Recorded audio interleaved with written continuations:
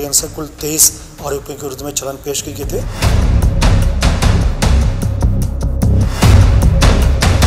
20 आरोपी अब्सकॉन्डिंग में है और एक आरोपी की गिरफ्तार की गई, तो 2 अन्य आरोपी जिसका वेश्या के दौरान अलग अलग परिस्थिति में उनका मृत्यु हुए थे।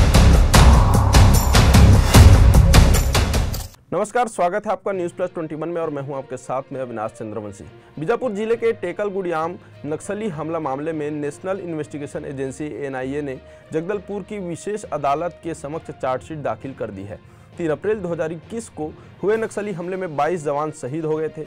NIA द्वारा जारी प्रेस नोट में बताया गया कि मामले में भारतीय कम्युनिस्ट पार्टी माओवादी के 23 सदस्यों को आरोपी बनाया गया है। चार्जशीट में बताया गया है कि बीते वर्ष हुए इस नक्सली हमले में 350 से 400 नक्सली मौजूद थे, जिन्होंने सुरक्षा बल के जवानों पर हमला कर दिया था। इस पूरे घटनाक्रम में 22 जवान शहीद हुए थे, वहीं पर 35 जवान घायल भी हुए थे। नक्सलियों ने शहीद जवानों की हथियार व गोला बारूद भी लूटने की घटना को अंजाम दिया था। बीते 3 वर्षों में यह सबसे बड़ा नक्सली हमला माना जाता है।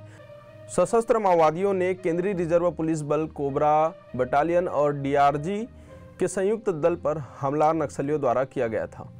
जांच में यह भी पता चला है कि सुरक्षा बलों पर हमला माओवादियों के TCOC यानी सामरिक जवाबी आक्रामक अभियान का हिस्सा था। NIA की चार्जशीट में माओवादियों नेता मुपल्ला लक्ष्मण राव उर्फ गणपति नब्बल्ला, केशव राव उर्फ गगत्रा, सुजाता कमांडर हिडमा, नागेश सागर मडन्ना, ताली कमलेश सहित कुल 23 नक्सलियों के नाम शामिल है।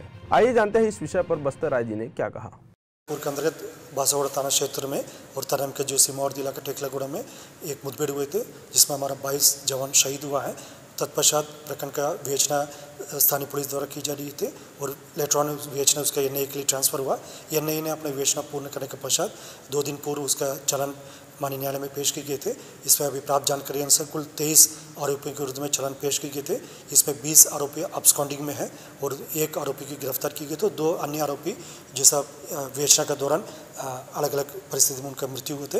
इसलिए उन दोनों का जो नाम उनके मृत्यु के उपरांत उसका चालान चार्जशीट में उसका नाम शामिल किए गए थे। इस प्रकार जो ये फर्स्ट चार्जशीट है उस पर 23 लोगों के खिलाफ की गई थे और भी विवेचना जारी है। मूलतः NIA द्वारा इसका विवेचना का कार्रवाई की जा रही है। इसमें कितने करोड़ के इनाम? और ऐसे ही तमाम बड़ी जानकारियों से अपडेट रहने के लिए हमारे न्यूज़ प्लस 21 के YouTube चैनल को सब्सक्राइब करना ना भूलें। नोटिफिकेशन के लिए बेल आइकन जरूर दबाएं। देखते रहें न्यूज़ प्लस 21, आपके हक की बात।